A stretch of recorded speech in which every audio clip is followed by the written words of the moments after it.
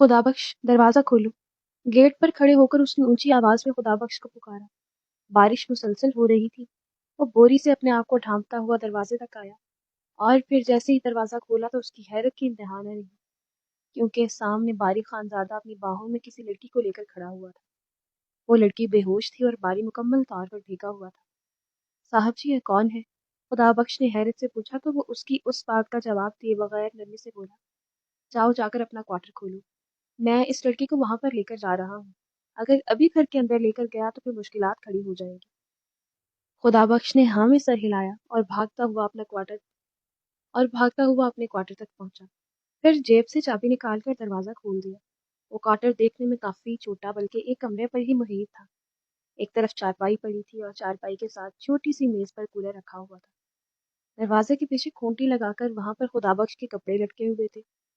کمرے کا جائزہ لیے بغیر باری نے آگے بڑھ کے روشی کو چارپائی پر لٹا دی۔ جاؤ جا کر آگ کا انتظام کرو۔ یہ سن کر خدا بخش فوراً سے بھاگ گیا اور باری اس کے قریب بیٹھا ہاتھوں کی ہتھیلیاں نرمی سے مسلنے لگا۔ وہ سردیوں کی پہلی بارش تھی اور وہ لڑکی اس بارش کی تاب نہ لاتے ہوئے بے ہوش ہو چکی تھی۔ مسلسل ہتھیلیاں رگڑنے کے بعد بھی کوئی فرق نہیں پڑا تو اس کی ہتھیلیوں کو منہ پر رکھ کے پھونکے مارنے لگا، مگر روشی ٹس سے مس نہیں ہوئی تھی۔ تقریباً 15 منٹ بعد خدا بخش انگیٹھی میں آگ جلا کر وہاں لے آیا۔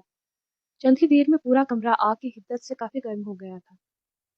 ایسا کرو، چندا کو بلا کر لاؤ اور اس سے کہو کہ آتے ہوئے اپنا ایک جوڑا بھی رکھ لے۔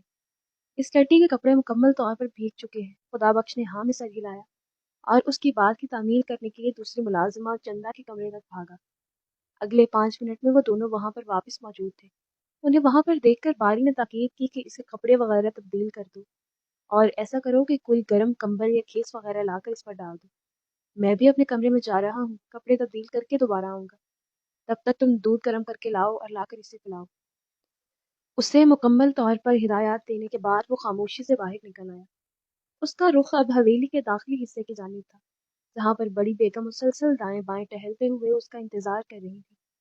جیسے ہی باری گھر کے اندر داخل ہوا تو وہ ایک دم خفا ہو کر بولی، باری کیا کرتے ہو تم؟ کہاں رہ گئے تھے؟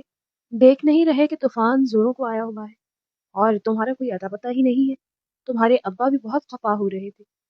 وہ خاموشی سے سر جھکائے ان کی ڈانٹ سنتا رہا اور پھر نرمی سے بولا، معاف کر دے اماں، بس ایک کام آ گیا تھا، وہ کام نپٹانے کے لیے گیا تھا۔ اور کیا کام تھا؟ باری خاموش ہو گیا۔ کیا بتاتا اپنی ماں کو کہ دشمنوں کی لڑکی کو اٹھا کر لے آیا ہے، لیکن اگر نہ بتاتا تو کل تک یہ بات پوری حویلی میں ویسے بھی پھیل جانی تھی اور پھر بھی ان سے سوالات کے جواب دینے تھے۔ لیکن فی الحال وہ رات کے اس پہر اپنی ماں کو کسی بھی مقمصے میں نہیں ڈالنا چاہتا تھا۔ تبھی انہیں دیکھ کر مسکراتے ہوئے بولا، فکر مت کرے، خوشی کی خبر ہی لایا ہوں آپ کے لیے، ایسا کام کر کے آیا ہوں کہ وہ سن کے آپ کا دل خوش ہو جائے گا۔ ایسا بھی کیا کام کر دیا ہے میرے بیٹے نے کہ جس پر مجھے فخر ہونے لگے گا؟ بالآخر وہ بھی مسکرائی تھی، مگر باری نرمی سے آگے بڑھ کے ان کے گلے لگتے ہوئے بولا، کل کا انتظار کیجیے، کل میں آپ کو بتا دوں گا۔ ارے پیچھے ہو جاؤ، اپنے گیلے کپڑے میرے ساتھ مت لگاؤ، تم جانتے ہو نا میرے بدن پر خارش ہو جاتی ہے۔ یہ کہتے ہوئے وہ بدک کر پیچھے ہوئی تو باری انہیں آنکھ مارتا ہوا اپنے کمرے میں چلا گیا۔ جیسے ہی وہ اپنے کمرے میں داخل ہوا، اس کا چہرہ دوبارہ پھر چٹان کی مانند سخت ہو چکا تھا۔ وہ نہیں جانتا تھا کہ ان پورے حالات کو کیسے ہینڈل کرے گا۔ فی الحال اسے اس لڑکی کی پرواہ تھی جو شاید زندگی اور موت کے درمیان کھڑی تھی۔ وہ کسی ڈاکٹر کو بھی وہاں پر نہیں بلا سکتا تھا۔ وہی بات کہ وہ ان کے دشمنوں کی لڑکی تھی، اگر ڈاکٹر وہاں پر آ جاتا تو یہ بات پورے گاؤں میں پھیل جاتی کہ وہ لڑکی ہمارے گھر میں موجود ہے۔ کپڑے تبدیل کر کے اس نے ایک ڈھیلی سی ٹی شرٹ اور لوز ٹراؤزر پہن لیا اور اپنا والیٹ وہیں پر رکھتا موبائل ہاتھ میں پکڑ کے کمرے سے باہر نکل آیا۔ آتے ہوئے ساتھ ہی اس نے پیناڈول کا ایک پتا بھی اپنی جیب میں ڈال لیا تھا۔ جب وہ کمرے میں آیا تو روشی ابھی تک بے ہوش تھی۔ دودھ گرم کر کے لائی ہوں؟ چندا کو مخاطب کیا۔ وہ سنجیدگی سے بولا تو اس نے فوراً سے تھرماس آگے کرتے ہوئے کہا، جی سائیں، دودھ لے آئی ہوں، مگر روشی بیوی تو بے ہوش ہیں۔ اس بات پر باری نے گھور کر اسے دیکھا تو وہ ایک دم سے خاموش ہو گئی۔ کوئی بیوی نہیں ہے یہ تمہاری، سمجھ آ رہی ہے تمہیں؟ بس سائیں، وہ پہلے ان کے گھر کام کرتی تھی نا، تو وہ عادت پڑی ہوئی ہے روشی بیوی کہنے کی۔ پانی کی چھینٹیں مارو اس کے منہ پر، یہ کہہ کر وہ قریب پڑا ہوا موڑا کھینچ کر اس پر بیٹھ گیا اور بڑے غور سے چندا کو اس کے منہ پر پانی کی چھینٹیں مارتے ہوئے دیکھنے لگا۔ تقریباً 2-3 منٹ تو یہی کھیل چلتا رہا اور پھر اچانک سے روشنی نے اپنی آنکھیں کھول دی۔ وہ چندا کو دیکھ کر ایک دم سے ڈر گئی تھی۔ اس نے مڑ کر ابھی باری پر نگاہ نہیں ڈالی تھی۔ چندا، تم میں کہاں پر ہوں؟ یہ کہتے ہوئے دھیرے دھیرے سر گھما کر پہلی نگاہ اس کی خدا بخش پر پڑی تھی، اور پھر اگلی نگاہ باری پر جو بڑی سکون سے بیٹھا اسے ٹک ٹکی باندھے دیکھ رہا تھا۔ روشی جو ابھی تھوڑی ہی ہمت جتا چکی تھی، باری کو دیکھ کر اس کی رہی سہی ہمت بھی ختم ہو گئی تھی۔ وہ مر کر بھی یقین نہیں کر سکتی تھی کہ اس وقت وہ اپنے دشمنوں کے گھر میں موجود ہے۔ مجھے اپنے گھر جانا ہے، یہ کہتے ہوئے اس نے فوراً سے دوپٹہ اٹھا کر اپنے گلے میں ڈالا اور چارپائی سے اٹھنے کی کوشش کی، لیکن تبھی ایک زوردار چکر آیا اور وہ چارپائی تھام کر نیچے بیٹھتی چلی گئی۔ تبھی باری سنجیدگی سے بولا، چپ کر کے بیٹھ جاؤ یہاں پر، خبردار جو تم نے اپنے گھر جانے کی بات کی تو یہاں بیٹھو اور چندہ دودھ لے کر آؤ، پلاؤ اسے۔ چندہ اپنے صاحب کے حکم پر فوراً ہی اس کے پاس دودھ کا گلاس لے کر آئی، مگر روشی نے دودھ پینے سے منع کر دیا۔ میں نے یہ نہیں پوچھا کہ تمہیں دودھ پینا ہے یا نہیں، چپ کر کے پورا گلاس ختم کرو، باقی کی باتیں بعد میں ہوں گی۔ مجبوراً اسے وہ دودھ ختم کرنا پڑا۔ ایک تو وہ عجیب سی کشمکش میں تھی کہ ان کے گھر وہ کیسے پہنچی، لیکن کمرہ دیکھ کر تو نہیں لگ رہا تھا کہ وہ باری کا گھر ہے۔ وہ کمرہ تو بہت عام سا تھا، پھر باری یہاں پر کیا کر رہا تھا؟ اور چندہ وہ بھی تو یہیں پر تھی۔ میرے خدایا کیا چل رہا ہے؟ سب دل ہی دل میں اسے اپنے آپ سے مخاطب ہو کر اس نے رب کو پکارا۔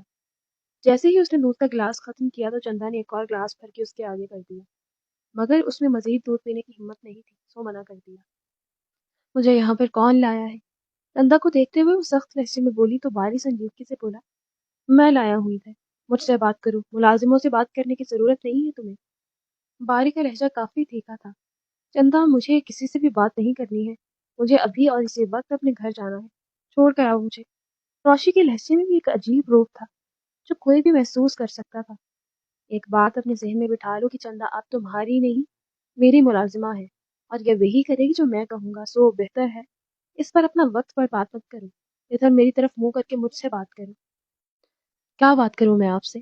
کیا میں آپ سے یہ پوچھوں کہ آپ مجھے یہاں پر کیوں لائے ہیں، اور وہ بھی میری اجازت کے بغیر؟ روشی کا لہجہ ہلکا سا کانپا تھا، مگر فوراً ہی اس نے اپنے لہجے کو قابو کر لیا تھا۔ وہ اپنی کوئی بھی کمزوری اس وقت باری پر ظاہر نہیں کرنا چاہتی تھی، جبکہ اندر ہی اندر وہ کافی خوف کا شکار بھی تھی کہ وہ انسان نہ جانے اس کے ساتھ کیا برتاؤ کرے، کیونکہ ان دونوں خاندانوں کی نسلوں سے دشمنی چل رہی تھی۔ ہو سکتا ہے اپنی دشمنی کا بدلہ لینے کے لیے ہی اسے وہ وہاں پر لایا ہو۔ مس روشی، میں آپ کو آپ کے گھر سے اٹھا کر نہیں لایا، بلکہ آپ تو خود میری گاڑی کے آگے آئی تھی اور ہاتھ جوڑ کر میرے سامنے منمناتے ہوئے بولی تھی کہ مجھے پناہ دے دے۔ اس بات پر روشی کی آنکھیں ایک دم سے کھل گئی۔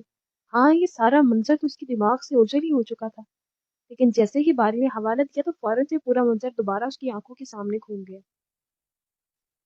چاچی نے اسے دھکے دے دے کر گھر سے نکالا تھا، ساتھ چچا بھی شامل تھے۔ وہ کتنی منتیں کر رہی تھی، کتنا ان کے آگے ہاتھ جوڑ رہی تھی کہ مجھے رات کے اس پہر گھر سے باہر مت نکالے، پہلے اپنی خالہ کے گھر چلی جاؤں گی، مگر انہوں نے تو شاید قسم کھا لی تھی کہ روشی کو ابھی اور اسی وقت ہی گھر سے باہر نکالنا ہے۔ چاچی، خدا کا نام ہے تھوڑا رحم کر لے مجھ پر، وہ منمناتے ہوئے بولی تو چچی نے اسے بالوں سے پکڑ کر باہر دھکا دے دیا اور ملازم کو سخت تاکید کر دی کہ خبردار یہ لڑکی گھر کے اندر واپس نہ آئے۔ بارش بھی ہو رہی تھی اور گھپ اندھیرا بھی تھا۔ وہ رات کے شاید 12 یا 1 بجے کا پہر تھا کہ دور دور تک کوئی بھی شخص دکھائی نہیں دے رہا تھا۔ وہ بارش میں بیٹھی مسلسل دل ہی دل میں دعائیں کر رہی تھی کہ یا اللہ میرے لیے کوئی مدد بھیج دے، مگر آدھا گھنٹہ گزرنے کے بعد بھی وہاں پر کوئی نہیں آیا تو اٹھ کے چھوٹے چھوٹے قدم اٹھاتی شہر کی طرف جانے والی سڑک پر چلنے لگی۔ وہ نہیں جانتی تھی کہ وہ کہاں پر جا رہی ہے۔ اس گاؤں میں اس کا اور کوئی نہیں تھا۔ وہ اکیلی ہی اپنی جنگ لڑنے کے لیے نکل چکی تھی، لیکن تھوڑا آگے جاتے ہی ایک تیز رفتار آتی گاڑی کے ساتھ ٹکرا گئی، مگر اسے زیادہ چوٹ نہیں لگی تھی، بس وہ زمین پر گر گئی تھی کیونکہ گاڑی والے نے فوراً ہی بریک لگا دی تھی۔ اور باہر نکل کر جب روشی کو دیکھا تو فوراً سے ہی اس کے سامنے ہاتھ باندھ کر بولی، خدارا مجھے کسی محفوظ جگہ پر لے جائے، مجھے صرف ایک رات کی پناہ چاہیے، کل میں چلی جاؤں گی۔ گاڑی کی ہیڈ لائٹس آن تھی تو روشی یہ نہیں دیکھ سکی کہ وہ کس سے پناہ مانگ رہی ہے، جبکہ باری اسے دیکھ کر پہچان گیا تھا کہ وہ ان کے دشمنوں کی لڑکی تھی۔ وہ عجیب کشمکش میں گرفتار تھا کہ اب کیا کرے، لیکن تبھی روشی چکر کھا کر وہیں زمین پر بے ہوش ہو گئی۔ اب تو ہر صورت اس کے لیے یہ کام کرنا فرض ہو گیا تھا کہ وہ اس لڑکی کو پناہ دیتا۔ نہ جانے اس کی کیا مجبوری تھی کہ وہ یوں ہاتھ جوڑ کر رات کے اس پہر اس سے تقاضا کر رہی تھی۔ باری نے اسے لا کر گاڑی میں لٹایا، اس کی اتنی مدد کی، مگر اب وہ اسی کے سامنے سخت لہجے میں بول رہی تھی۔ باری کی بات کے بعد اس کے پاس سب مزید کچھ بھی نہیں بچا تھا بولنے کے لیے۔ وہ اپنی نگاہیں جھکا گئی، لیکن پھر تنی گردن کے ساتھ اسے دیکھتے ہوئے بولی، میں آپ کا یہ احسان کبھی نہیں بھولوں گی۔ بس کچھ وقت اور کل صبح میں اپنی خالہ کی طرف چلی جاؤں گی۔ اس نے اپنا تنتنا ابھی ختم نہیں ہونے دیا تھا۔ وہ اپنے دشمنوں کے سامنے کمزور پڑ کر انہیں مذاق کا موقع نہیں دے سکتی تھی۔ اور تمہیں لگتا ہے کہ یہاں پر لانے کے بعد میں تمہیں یہاں سے جانے دوں گا؟ باری اب بڑی دلچسپی سے اسے دیکھتے ہوئے بولا تو روشی ایک دم بوکھلا گئی۔ اس نے بولنا چاہا مگر اس سے کوئی بھی جملہ نہ بن پڑا۔ تو باری اس کی ہچکچاہٹ بھانپتے ہوئے اپنی جیبوں میں ہاتھ ڈال کر اٹھ کھڑا ہوا۔ پھر سنجیدگی سے خدا بخش کو دیکھ کر بولا کہ تم اپنے لیے دوسرا کوارٹر کھول لو اور چندہ ایک چارپائی یہاں پر لے آؤ، تم اس کے ساتھ یہیں پر رکو گی۔ باری یہ کہتے ہوئے کمرے سے باہر نکل آیا۔ اس کے بعد اس نے مزید کوئی بھی بات نہیں کی تھی، گویا وہ اپنا حکم صادر کر چکا تھا۔ جیسے ہی وہ کمرے سے باہر نکلا تو پیچھے روشی ایک گہرا سانس لے کر خود کو پرسکون کر گئی۔ پھر چندا کو دیکھتے ہوئے بولی دروازہ بند کر دو، بلکہ یوں کرو کنڈی لگا دو اندر سے، ایسا نہ ہو دوبارہ وہ واپس آ جائے۔ یہ بول کر اس نے اپنا دوپٹہ اتار کر ایک جانب رکھ دیا۔ چندا اسے حیرانی سے دیکھتی ہوئی دروازے تک گئی، پھر کنڈی لگا دی۔ اسے یہ سمجھ نہیں آ رہا تھا کہ روشی بی بی یہ سب باتیں کیوں کر رہی ہیں، جبکہ باری صاحب نے تو ان کی جان بچائی ہے۔ مگر وہ خاموش رہی۔ فی الحال کچھ بھی پوچھنا خطرے سے خالی نہیں تھا۔ روشی کافی عجیب موڈ میں تھی۔ یہ تمہارے کپڑے ہیں؟ روشی نے کپڑوں کی جانب اشارہ کرتے ہوئے پوچھا تو وہ جلدی سے بولی جی بی بی جی میرے ہیں، میں اپنا نیا سوٹ نکال کر لائی ہوں، میں نے ایک مرتبہ بھی نہیں پہنا۔ یہ بات سن کے روشی کے چہرے پر ہلکی سی مسکراہٹ دوڑ گئی اور وہ زیر لب بڑبڑائی کہاں کی بیوی جسے اپنے گھر میں ہی رہنے کی اجازت نہیں ہے؟ یہ سوچ کر اس کا حلق تک کڑوا ہو گیا۔ جیسے تیسے یہاں پر رات گزار کر کل وہ اپنی خالہ کی طرف چلی جائے گی۔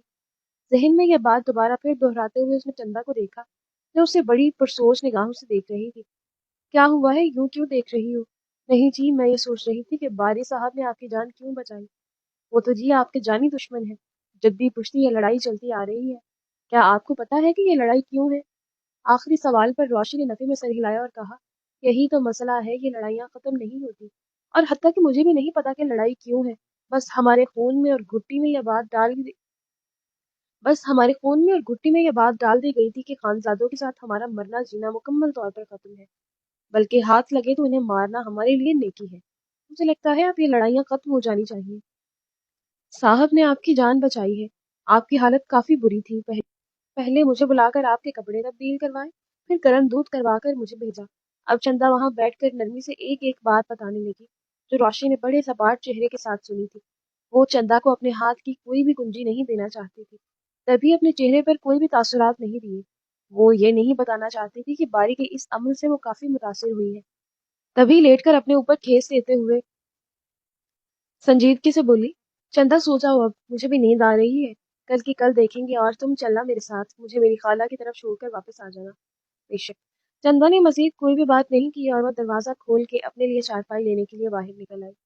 اپنے کمرے میں باری آ گیا تو مگر عجیب بے چینی اس کے وجود میں سرایت کر چکی تھی۔ کچھ بھی سمجھ نہیں آ رہا تھا، نہ جانے کل گھر والوں کا کیا رد عمل ہو روشی کو اپنی حویلی میں دیکھ کر۔ یہ لڑائی بے حد معمولی تھی، زمین کے جھگڑے تھے، بس ان سے کرتے کرتے جانی دشمن تک بن چکے تھے وہ لوگ۔ سب سے بڑی بات اسے روشی پر حیرت ہو رہی تھی کہ اس کے گھر والے اسے کیوں نکال سکتے ہیں۔ چلو نکال بھی دیا، مگر اس لڑکی کی گردن اس کے آگے احسان تشکر سے بھی نہیں جھکی تھی، بلکہ وہ اس کی آنکھوں میں آنکھیں ڈال کر بڑے اعتماد سے بات کر رہی تھی۔ یہی بات باری کو اچھی بھی لگی تھی اور بے چین بھی کر رہی تھی، کیونکہ کل اگر اماں یا باقی گھر کے افراد اس سے کوئی بھی بات کریں گے تو ان کے ساتھ بھی وہ ایسے ہی بات کرے گی، اور یہ ان گھر کے افراد کے لیے بالکل بھی قابل برداشت نہیں ہے کہ کوئی تنی گردن اور سرد آنکھوں کے ساتھ ان کی بات کا جواب دے۔ پوری رات کمرے میں ٹہلتے ہوئے اس نے سگریٹ کی 2-3 ڈبیاں ختم کر دی تھی، مگر کچھ بھی سمجھ نہیں آ رہا تھا کیا کرے۔ خیر فجر کے وقت نماز پڑھ کے وہ لیٹ گیا۔ نماز پڑھنے کی روٹین اتنی تو نہیں تھی، مگر جب کبھی بھی کوئی مشکل پیش آتی تو فوراً سے نماز پڑھنے کے لیے کھڑا ہو جاتا تھا۔ جائے نماز طے کرتے ہوئے وہ کافی پرسکون لگ رہا تھا۔ جو ہوگا دیکھا جائے گا۔ پھر اپنے بیڈ پر لیٹ کے سونے کی کوشش کرنے لگا۔ ابھی 15 منٹ ہی ہوئے تھے جب کمرے کا دروازہ دھیرے دھیرے بجنے لگا۔ وہ ایک دم سے کچی نیند اٹھ گیا۔ اس کی آنکھیں بے حد سرخ ہو رہی تھی، پھر بھی ہمت کر کے دروازے تک آیا تو دیکھا سامنے گھبرائی ہوئی چندا کھڑی تھی۔ کیا بات ہے چندا، کیوں تنگ کر رہی ہوں؟ وہ نرمی سے بولا تو جلدی سے بولی معذرت صاحب، مگر روشی بی بی کہتی ہیں انہیں ابھی ہی اپنی خالہ کے گھر کے لیے نکلنا ہے۔ کیا؟ چلو جانے دو، لیکن ایک بات دھیان سے کان کھول کے سن لو، گھر میں کسی کو کانو کان خبر مت ہونے دینا کہ روشی یہاں پر آئی تھی۔ سمجھ رہی ہو میری بات؟ اس نے اپنی بات مکمل کی تو چندا نے ہاں میں سر ہلا دیا۔ اس سے پہلے وہ دروازہ بند کرتا پیچھے بڑی بیگم بڑے تن تنے سے بولی کیا ہو رہا ہے؟ चंदा, तुम यहाँ पर सुबह सुबह क्या कर रही हो? वो दोनों एकदम बौखला गए थे। उनके चेहरे से साफ लग रहा था कि वो कुछ छुपाने की कोशिश कर रहे हैं। बीबी जी, वो चंदा ने बोलना चाहा, मगर उससे कुछ बोला ही नहीं गया। तभी बारी बात बनाते हुए बोला, वैसे ही उसे अपने गांव जाना था, इमरजेंसी हो गई है कोई।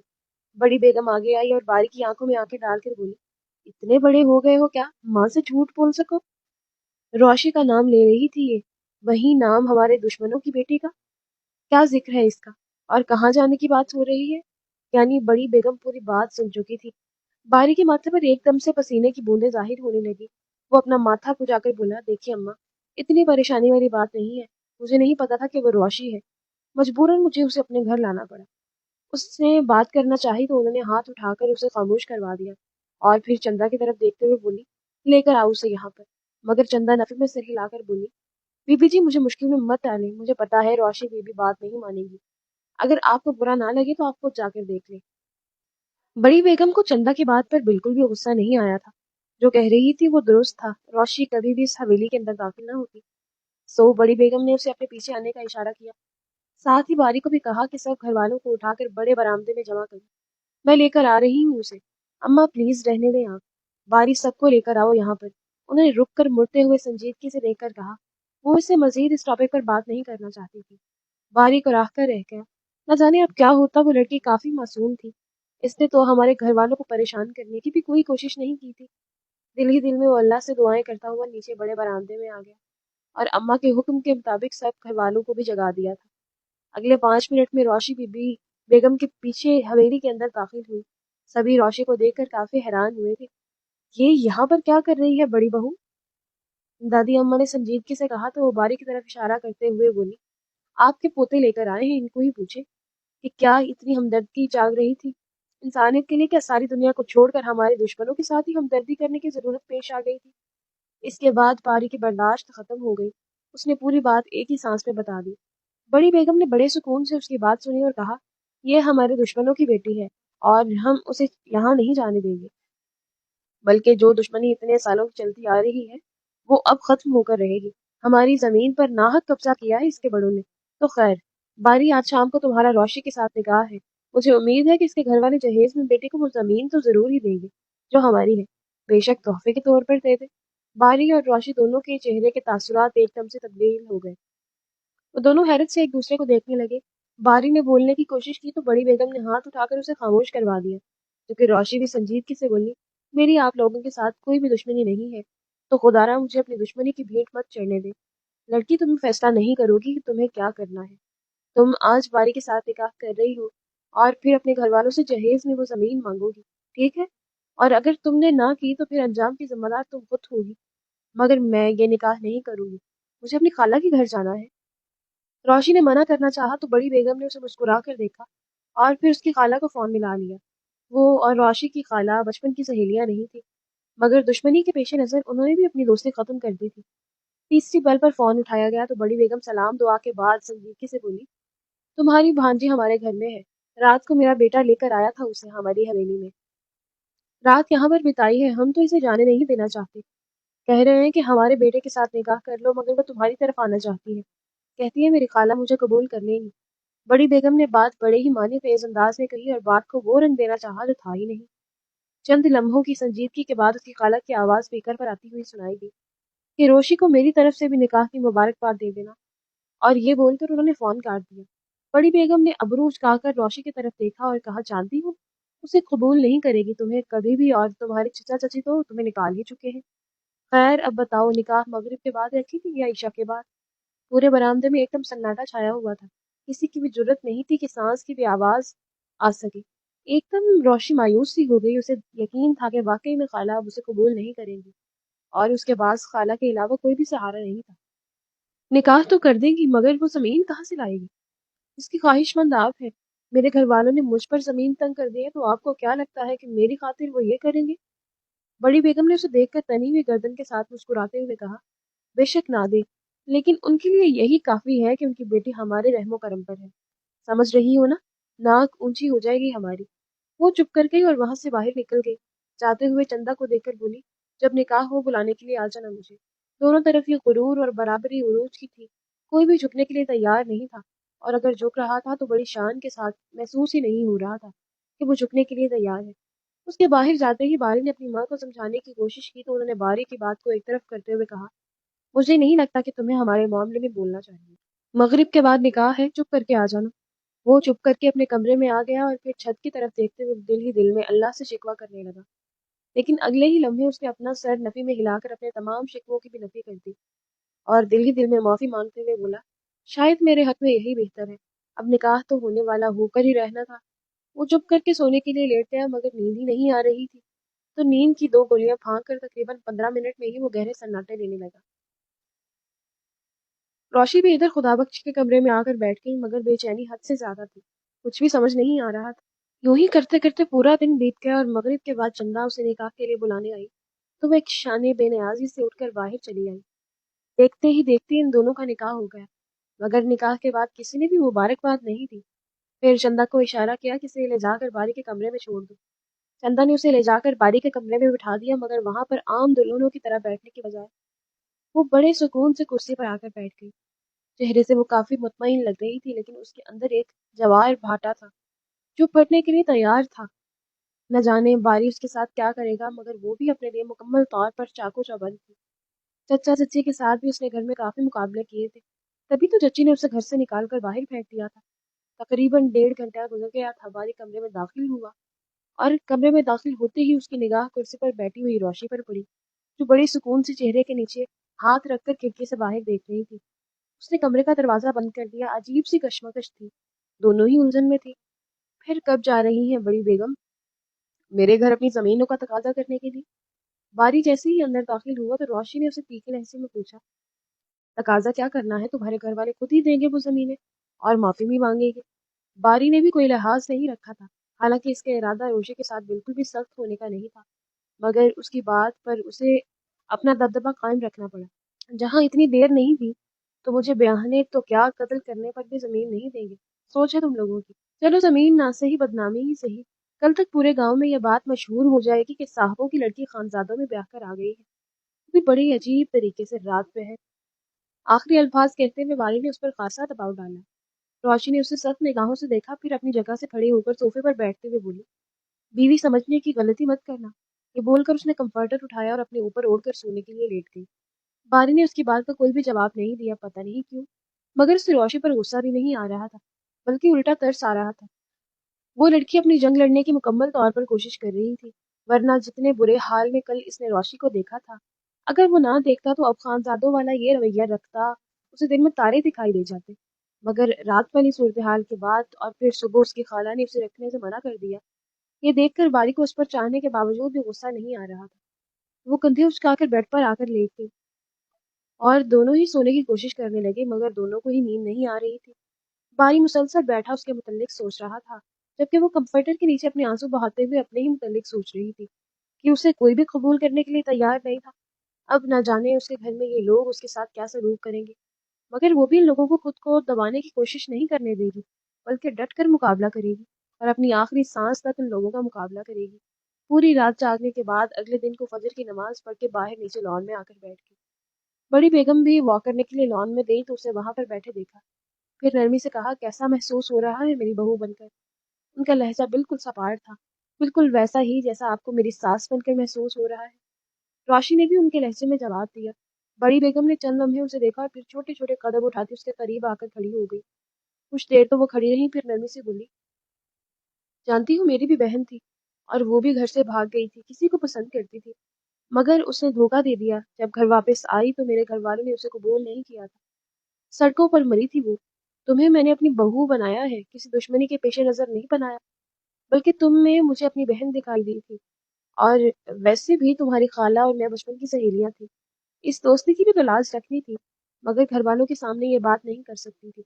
چندہ مجھے رات ہی بتا چکی تھی کہ تم یہاں پر آئی ہو، اور رات میں ہی میں نے تمہاری خالہ کو فون کر کے پوری صورتحال بتا دی تھی اور اس کے سامنے باری کا رشتہ رکھا تھا اور اس نے فوراً قبول کر لیا تھا۔ تو اپنے دل میں آئی ہمارے لیے جتنی بھی بدگمانی ہے وہ ختم کر دو، کیونکہ دشمنیوں میں کچھ بھی نہیں رکھا، اور میں نہیں چاہوں گی کہ یہ دشمنی آگے کی نسلوں میں بھی منتقل ہو، مگر جو پرانی نسلیں ہماری حویلی میں آباد ہیں انہیں مطمئن کرنے کے لیے مجھے یہ سب کرنا پڑا۔ تم اس گھر کی بہو ہو اور پورے عزت و احترام کے ساتھ ہو، اس بات پر روشی نے اپنا سر اٹھا کر انہیں دیکھا تو ان کے چہرے پر وہی تنتنا اور روب دکھائی دے رہا تھا۔ روشی نے کچھ کہنا چاہا تو وہ ایک دم سے مڑتے ہوئے بولی، کیا میں امید کروں جتنی اچھائی میں نے تمہارے ساتھ کی ہے تم بھی میرے بیٹے کے ساتھ اتنا ہی اچھا پیش آؤ گی؟ پھر پلٹ کر روشی کو دیکھا مگر جواب لیے بغیر ہی حویلی کے اندر چلی گئی۔ اس کے پیچھے روشی کی حالت یوں تھی کہ جیسے منو مٹی تلے دب گئی ہو اور اسے سانس بھی نہ لیا جا رہا ہو۔ وہ ہاتھ پیر ہلانا چاہتی ہو مگر وہ بھی ہلنے سے قاصر ہو۔ انہی جذبات کے زیر اثر وہ کمرے میں آئی تو باری جاگا ہوا تھا اور بیڈ پر بیٹھا اپنا موبائل چلا رہا تھا۔ روشی کو ایک نگاہ دیکھ کر وہ دوبارہ پھر اپنے موبائل میں مگن ہو گیا، جبکہ اس کے اندر ایک جوالا مکھی بار بار ابل رہی تھی۔ وہ چپ کر کے صوفے پر بیٹھ گئی۔ باری کی اس خاموشی محسوس کرنے کی پہلے تو کچھ دیر وہ چپ کر کے بیٹھا رہا، لیکن پھر جب برداشت نہ ہوا تو سنجیدگی سے روشی کو دیکھتے ہوئے بولا، ساری رات نیند نہیں آئی مجھے تمہاری سسکیوں کی وجہ سے۔ یہ بات سن کے روشی کے چہرے پر ایک دم سے حیرت پھیل گئی۔ جانتی ہوں میری کوئی دشمنی نہیں ہے، نہ ہی مجھے تم جیسی کمزور لڑکی اور انسان سے اپنی کوئی دشمنی نکالنی ہے۔ مخالف بھی تھوڑا مضبوط ہونا چاہیے مگر تمہارے پاس تو کوئی بھی ایسی مضبوطی نہیں ہے۔ تمہیں تو تمہارے گھر والے نہیں قبول کر رہے تو تمہارے ساتھ لہجہ سخت کرتے ہوئے بھی میری زبان لڑکھڑا جاتی ہے۔ ہمدردی محسوس ہوتی ہے تمہارے ساتھ۔ وہ بول رہا تھا جبکہ روشی نم لہجے میں بولی، کچھ وجود قابل رحم ہوتے ہیں اور میں ان میں سے ایک ہوں۔ اگر آپ کو مجھ پر رحم آ رہا ہے تو بالکل ٹھیک آ رہا ہے۔ یہ بول کر وہ ایک دم سے ہچکیوں کے ساتھ رونے لگی اور ہر بہتے آنسو کے ساتھ اس کے اندر کا درد، قرب، تکلیف، اذیت باہر نکلنے لگی۔ 2-3 سیکنڈ تک تو باری وہیں پر بیٹھا رہا اور اسے دیکھتا رہا، پھر ایک دم سے اٹھ کر اس کے سامنے نیچے زمین پر جا بیٹھا اور روشی کے ہاتھ نرمی سے اپنے ہاتھوں میں لے کر بولا، مگر میں تمہارے وجود پر فخر کرنا چاہتا ہوں اگر تم میرا ساتھ دو تو۔ ہمیں نہیں معلوم کہ یہ دشمنیاں کیا ہیں، جو ہونا تھا وہ ہو چکا ہے۔ جانتی ہوں میں نے اللہ سے بہتری کی دعا کی تھی، پھر مجھے تم اپنے نکاح میں مل گئی۔ میں نہیں جانتا کہ ہماری شادی کیوں ہوئی ہے، کیسے ہوئی ہے، کیا وجہ بنی، مگر ہم ان اذیتوں کو مسکراہٹوں میں بھی تو تبدیل کر سکتے ہیں۔ مجھے وہ رات نہیں بھولتی جب تم میرے سامنے ہاتھ باندھ کر مجھ سے رحم کی بھیک مانگ رہی تھی۔